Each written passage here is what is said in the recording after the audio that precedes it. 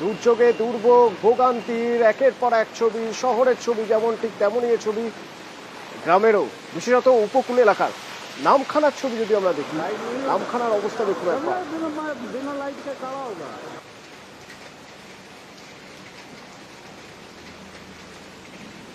গতকাল ল্যান্ডফলের অনেক আগে থেকে শুরু হয়ে গেছে তাণ্ডব, এবং জল থই থই। নামখানার বিভিন্ন জায়গায় বিদ্যুৎ বিভ্রাট শুরু হয়ে গেছে, রাস্তার মাঝে ট্রাক আটকে রয়েছে, গাছ পড়ে গেছে বিভিন্ন জায়গায়। নামখানা থেকে অর্পণ রয়েছেন আমার সঙ্গে। অর্পণ, কি অবস্থা নামখানার এখন? দেখো, ধীরে ধীরে স্বাভাবিক হচ্ছে নামখানা সহ উপকূলবর্তী এলাকা। তবে অবিরাম বৃষ্টির ফলে তুমি জানবে গতকাল থেকে যেভাবে ভারী বৃষ্টি হচ্ছে উপকূলবর্তী এলাকায়, সেখানে বেশ কিছু জায়গায় জল জমেছে, বেশ কিছু জায়গায় যেখানে জল জমে না সেখানেও কিন্তু জল জমে রয়েছে। এবং একদিনের গতকাল সকাল থেকে বৃষ্টি শুরু হয়েছে এবং আজকে পর্যন্ত যা বৃষ্টি হয়েছে সেখানে একাধিক এলাকা জলমগ্ন হয়ে গেছে। তুমি দেখতেই পাচ্ছ ছবিতে যে কিভাবে যে জমি জল জমে গেছে, চাষের জমি যেখানে সেখানে জল জমেছে, এবং যেখানে নিচু এলাকা সেখানে তো জল রয়েইছে, কিন্তু তার ছাড়াও যেখানে জল জমে না সেখানে পর্যন্ত জল জমেছে। এবং বেশ কিছু এলাকায় সমুদ্রের যে পাড় রয়েছে সেই পাড় টপকে জল এসছে, নদীর জল প্রবেশ করেছে। সব কিছু মিলিয়ে বলা চলে যে দুর্যোগপূর্ণ আবহাওয়াতে নামখানা সহ উপকূলবর্তী এলাকা, ফেজারগঞ্জ, বকখালির বিস্তীর্ণ এলাকায় যেখানে জল জমেছে এবং বাড়ির মধ্যে জল প্রবেশ করেছে, স্বাভাবিকভাবেই এই জল নামতে বেশ কিছুদিন সময় লাগবে। এবং যেখানে যেখানে নদীর বাঁধে ক্ষতিগ্রস্ত হয়েছে, ইতিমধ্যেই ইরিগেশন দপ্তর থেকে সেই এলাকাগুলি পরিদর্শন করা শুরু হয়েছে এবং সেখানে এই বাঁধ মেরামতির কাজ শুরু করা হবে।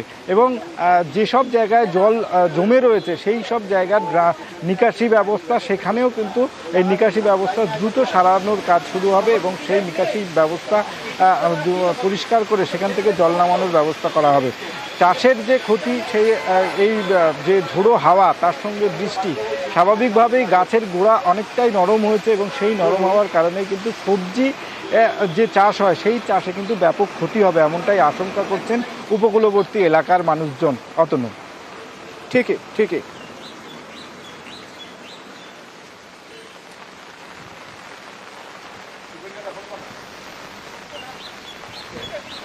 এবার একবার কুলতলির ছবি দেখায় আপনাদের।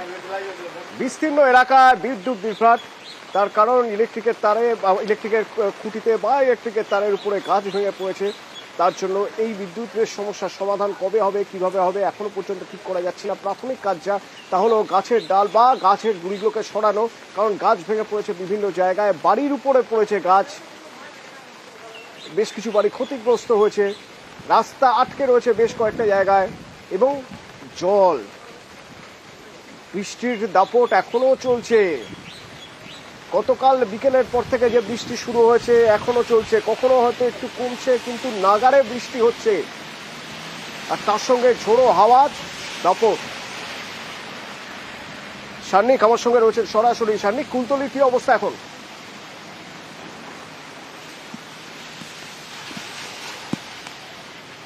দেখো, কালকে মধ্যরাতের পর থেকে কিন্তু ঝড়ের দাপটটা কিছুটা কমলেও বৃষ্টির দাপট কিন্তু কমেনি। সকাল থেকে আজকে যে ছবি দেখাচ্ছিলাম বারবারই, যে মুষলধারে বৃষ্টি চলছে, এবং অবশ্যই গ্রামবাসীদের একটা আতঙ্কের কারণ অবশ্যই থাকে যে জোয়ার যখন আসবে সেই সময় বাঁধে যদি কোথাও ঝড়ের ফলে বা যেরকম পরিস্থিতি আজকে সকাল থেকেও যেরকম ঝোড়ো হাওয়া ছিল, এরকম যে বিভিন্ন জায়গায় বাঁধ রয়েছে, কোথাও যদি বাঁধ ক্ষতিগ্রস্ত হয় সেক্ষেত্রে কিন্তু বড় সমস্যার সম্মুখীন হতে পারেন গ্রামবাসীরা। কেননা এইভাবে দেখো জোয়ারের জল এখন ম্যানগ্রোভের জঙ্গলে এখন কতটা উপরে চলে এসছে, কেননা এটা মাতলার জল, পাশে মাতলা নদী থেকে জল ঢুকছে। সেই জল কিন্তু গ্রামে ঢুকলে কিন্তু গ্রামের চাষের জমি সহ বিভিন্ন ক্ষয়ক্ষতির একটা সম্ভাবনা থাকে। গ্রামবাসীরা যারা রয়েছেন, একটু কথা বলবো আশেপাশে যারা থাকেন, আশেপাশের গ্রামে ক্ষয়ক্ষতি কতটা হয়েছে এখনো পর্যন্ত আপনারা জানেন কিছু সেরকম?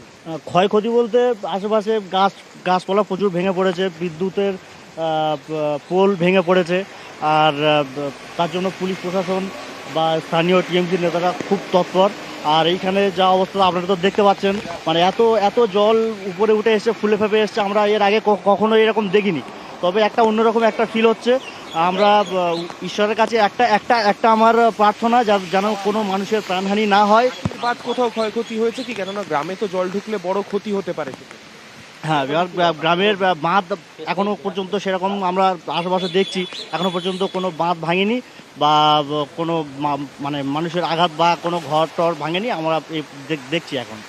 অবশ্যই, এবং প্রত্যেকেই চাইছেন যাতে কোনো রকম ক্ষয়ক্ষতি ছাড়াই এই ঝড়ের যে তাণ্ডব, সেই তাণ্ডবটা যাতে শেষ হয়। কেননা ঝড়টা হয়তো শেষ হয়েছে, কিন্তু এখনো পর্যন্ত যেরকম একনাগারে বৃষ্টি চলছে, কখনো কম কখনো বেশি মুষলধারে বৃষ্টি প্রায় সকাল থেকেই চলে যাচ্ছে।